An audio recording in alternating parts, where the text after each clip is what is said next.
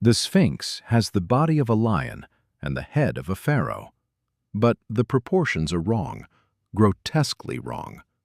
A body built for something colossal and a head that belongs to a different statue entirely. 73 meters long, 20 meters tall, carved from a single limestone ridge on the Giza Plateau. Geologists have measured the proportions.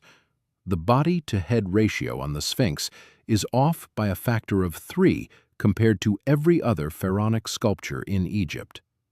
Every single one, from the colossi at Abu Simbel to the ram-headed sphinxes of Luxor, keeps perfect anatomical ratios. Head matches body, always. The ancient Egyptians were obsessed with proportion. They used a grid system to ensure it. The Sphinx breaks the rule. The body is enormous, heavily eroded, battered by millennia. The head is smooth, compact, barely weathered. The Neme's headdress, the royal headcloth, fits tightly, as if carved from a smaller block that was already there. As if someone took the original and recarved it, smaller, later. But scale the body back to its original proportions, and researchers have done exactly that, using photogrammetric modeling, and the head wasn't human at all. It was a lion's head, a full lion, maned, proportional, crouching on the plateau, facing east. The pharaoh's face came later, a retrofit, a claim of ownership over something that was already ancient when the first dynasty began. So the first question is simple. If the Egyptians carved it around 2500 BC under Pharaoh Khafra, why is the head wrong? 1 second. Before we answer that, there's a detail in the body that changes everything. 1798. Napoleon's army reaches the Giza Plateau. The desert sun hammers the sand flat. His engineers begin documenting every monument with obsessive precision. They sketch the Sphinx, and what they draw is barely recognizable. The Sphinx is buried in sand up to its neck. Only the small head sticks out above the dunes. Picture it. The greatest monument in Africa, hiding like a cat in a sandpit. The body, all 73 meters of it, gone, swallowed by the desert. The nose is already missing. Contrary to the popular legend, Napoleon's troops didn't shoot it off. Historical records document the damage centuries earlier. The sand had been winning for a long time. The Sphinx sits in a trench, a U-shaped cut into the bedrock, carved out when the body was freed from the living rock. That trench is 9 meters deep. Sand fills it relentlessly. Wind carries it in, gravity pulls it down. The Egyptians supposedly carved the Sphinx around 2500 BC. By 1400 BC, just 1100 years later, the sand had already buried it completely. We know this because the evidence is carved in stone, literally, right between its paws. The Dream Stele, a granite slab erected between the Sphinx's front paws. Around 1400 BC, Prince Thutmose IV, not even first in line for the throne, fell asleep in the shadow of the half-buried head. The Sphinx spoke to him in a dream. "Clear the sand from my body, and I will make you pharaoh." Thutmose obeyed. He organized a massive excavation, cleared the trench, and took the throne. "Dig me out, and I'll make you king." Not a bad deal from a buried cat. Nice story for a power grab, but what matters more than the legend? The stele describes the Sphinx as an ancient, forgotten monument, something from a distant past that the Egyptians themselves did not fully understand. The hieroglyphs refer to it with a reverence reserved for things beyond living memory. In 1400 BC, supposedly just 1100 years after it was carved, the Sphinx was already treated as a relic of a lost age. They didn't say, "Our grandfathers built this." They said, "This has been here longer than memory." 1,100 years is nothing in Egyptian terms. They documented building projects for millennia. But the Sphinx? No construction record, no architect's name, no commissioning decree. Silence. Fair point. Well, let's test it against the data. If the Sphinx is only 4,500 years old, what does the stone itself say? In 1990, a geologist walked into the Sphinx trench with no theory, just instruments. What the rock told him wasn't possible. Nobody ordered that kind of trouble. Robert Schoch, full professor of geology at Boston University, PhD from Yale, came at the invitation of John Anthony West, who had spotted unusual erosion on the Sphinx's body, but wasn't qualified to analyze it. Schoch came with a single question: what caused the erosion on the Sphinx's body? A geologist in a hard hat asking what carved the cat. Simple enough. The walls of the trench around the Sphinx carry deep vertical channels. Not horizontal scratches, vertical grooves, rounded at the edges, running top to bottom in sinuous rivulets. Some of these channels are over a meter deep. Schoch recognized the pattern instantly. This is what happens when water, heavy, prolonged rainfall, runs down a vertical limestone surface for centuries. The water finds the softer layers, carves them deeper, rounds the edges as it flows. Wind erosion looks completely different. Horizontal striations, shallow, angular, with sharp edges. The Sahara wind has been sandblasting every monument on the plateau for thousands of years. The Valley Temple, the mastabas, the causeway walls. Every other structure shows wind damage, flat, horizontal, predictable. The Sphinx doesn't. The Sphinx shows rain. Schoch dug deeper, and the difference got even more damning. The upper portions of the trench walls, the layers closest to the surface, show the deepest erosion. The lower portions, closer to the trench floor, show less. This is exactly what you'd expect from rainfall running down from the top. Wind erosion would show the opposite pattern. Greatest damage at ground level, where wind-blown sand concentrates. The rock wasn't confused. The experts were.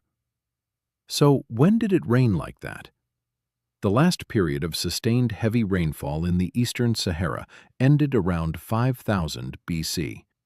Before that, the Saharan wet period, also called the African humid period, stretching back to roughly 8000 BC and beyond, when the region received monsoon-level precipitation. Where the Giza Plateau now bakes under relentless sun, there was green savanna, winding rivers, seasonal lakes. Rain, heavy, sustained, for thousands of years. Schoch ran the calculations. Based on the depth and profile of the erosion channels, the Sphinx's core body, the limestone below the neck, was exposed to heavy rainfall for a minimum of several thousand years. That pushes the carving date back to at least 7000 BC, possibly earlier. Possibly much earlier. Into the heart of the wet period itself. Let that sink in. The first pharaoh of Egypt, Narmer, united the kingdom around 3100 BC. Schoch's geology says the Sphinx was already thousands of years old by then, older than Sumer, older than the earliest known permanent settlements in the Nile Valley, older than agriculture in this part of the world, older than pottery, older than bread, and nobody checked. When Schoch published his findings in 1991 at the annual meeting of the Geological Society of America, the response from Egyptology was immediate. Not a counter-study, not new field data, not an independent erosion analysis. Rejection. Zahi Hawass, then Egypt's most powerful archaeologist, dismissed the hypothesis publicly. His argument, wind and salt crystallization could produce similar vertical patterns.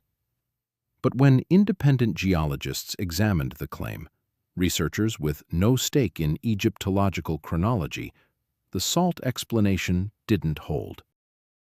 Salt weathering produces flaking, spalling, and surface pitting, not deep, rounded channels running vertically for meters. Every layer of rock tells the same story. The erosion on the Sphinx is consistent with prolonged water exposure. Period. The department line held anyway. No new geological survey has been commissioned by the Egyptian authorities. No peer-reviewed rebuttal. No one sent another geologist to the trench to prove Schoch wrong. 35 years without an answer. And this part should bother everyone, not just the alternative crowd. In science, when someone publishes a testable claim, you test it. You go to the site. You take new measurements. You publish a counter-analysis. That's how it works. Schoch's erosion hypothesis is testable. The rock is still there. The channels are still there. Nobody has tested it. Nobody has tried. 35 years. Not even a grad student with a hammer. The question hangs in the air like dust that won't settle. But if the erosion is real, why hasn't anyone fixed the problem? They have, again and again and again. And that's where the timeline cracks wide open. Multiple independent surveys, Lehner's mapping project, Hawass himself, AERA field teams, have documented at least 3 distinct phases of restoration on the Sphinx's body. The oldest repairs use large, rough-cut limestone blocks weighing several tons each, stacked against the Sphinx's flanks in a style consistent with Old Kingdom masonry, the same era the Sphinx was supposedly carved. The second layer uses smaller, more carefully fitted blocks, New Kingdom work, around 1400 BC, likely Thutmose IV's restoration. The third, Roman-era patchwork, cruder, filling gaps the earlier repairs had missed. Wait, if the Sphinx was carved around 2500 BC, why does it need major structural repair within the Old Kingdom itself, its own era? That's like building a cathedral and starting emergency repairs before the paint dries. A brand new monument requiring massive block reinforcement within centuries of completion? That's not maintenance. That's an object that was already falling apart when the pharaohs found it. Emergency repairs on a brand new monument, unless it wasn't new at all. This discovery is documented in multiple field reports. The repair blocks were placed over already eroded surfaces. You can see it in the cross-sections, weathered limestone underneath, repair blocks on top with a clear boundary between them. The erosion came first, the repairs centuries later.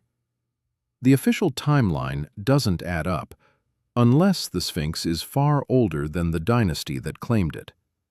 So the body is too old for the pharaohs. The repairs confirm it. But what about what's underneath? Because in 1991, someone listened to the rock, and the rock answered. In 1991, the same year Schoch presented his erosion data, geophysicist Thomas Dobecki conducted a seismic refraction survey around the Sphinx. He wasn't looking for treasure. He wasn't chasing legends. He was mapping the subsurface geology, standard procedure for any large-scale monument assessment, the kind of work done at construction sites worldwide. His instruments sent sound waves through the bedrock and recorded the echoes, building a picture of what lies below. Under the right front paw, Dobecki's data revealed a rectangular cavity, not a natural void. Natural voids in limestone are irregular, amoeboid, random, formed by water-dissolving rock along unpredictable paths. This was geometric, approximately 9 meters by 12 meters with clean, defined boundaries, a box in the bedrock. Dobecki ran the numbers on the acoustic response. The cavity's edges were too sharp for geology, the shape too regular, the density contrast too abrupt. Something was down there, and it wasn't geology. Not even a fiber optic camera, not even a peak. Dobecki reported his findings through proper academic channels. The response? Access denied. The Egyptian authorities sealed the area around the front paws. No further seismic surveys have been permitted near the Sphinx since 1991. No excavation, no ground-penetrating radar follow-up, no muon tomography, the same technology that recently discovered a new corridor inside the Great Pyramid. The chamber, if that's what it is, remains sealed, uninvestigated, for over 30 years. A discovery is made, the data is clear, and the door closes. Meanwhile, the Scan Pyramids project, a different team, a different monument, was allowed to use muon tomography inside the Great Pyramid and discovered an entirely new corridor in 2023. The technology exists, the willingness exists, for pyramids. For the Sphinx, nothing. The paw stays sealed. Apparently, some bedrock is more politically convenient than others. But here's what makes the sealed paw even stranger. Decades before Dobecki's instruments found the cavity, someone had already described it, in precise detail. Edgar Cayce, an American mystic active in the 1930s and 1940s, claimed in multiple trance readings that a hall of records existed beneath the Sphinx, a chamber containing documents and artifacts from a civilization that predated Egypt by millennia, a civilization he called Atlantean. He described it as sealed, located specifically under the right front paw, waiting to be opened when humanity was ready. He gave these readings in the 1930s, 60 years before Dobecki's seismic survey. This is where skeptics stop reading, and, honestly, they have a point. Cayce was a psychic, not a scientist. His readings covered everything from medical advice to past life regression to the lost continent of Atlantis. This is not peer-reviewed geology. But the problem that won't go away is this. Dobecki didn't read Cayce. He didn't know about the Hall of Records prediction. He ran instruments through bedrock, cold, impersonal physics. And his instruments found exactly what Cayce described. A sealed, rectangular chamber under the right front paw, with no natural explanation for its geometry. Everything about that shape says it was deliberately constructed. The overlap is uncomfortable, not because Cayce was necessarily right, but because the refusal to investigate means we can never prove he was wrong.